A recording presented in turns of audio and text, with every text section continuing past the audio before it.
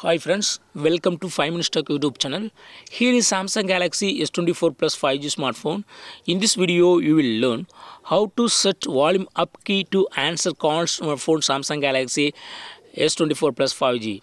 Usually, to answer a call, you will press the soft key. Okay, that is call button soft key. Okay, if you would like to use power volume up button to answer call, yes, you can do it. What you have to do is go to dialer first. Go to dialer. Go to dialer here and go to this three vertical dots. Click on settings here. Then go to answering and ending calls.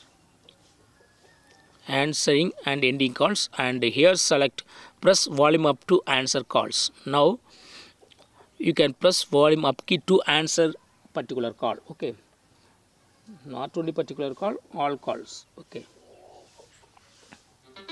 yes, I am receiving a call now, and to attend the call you will usually use this green symbol. Okay, you will swipe from this symbol to right side. Okay, but instead of this symbol, you can just use volume up key. Just one press volume up key and call will be attended. Okay, so in this way you can easily set volume up key to answer a call in your phone Samsung Galaxy S24 Plus 5G.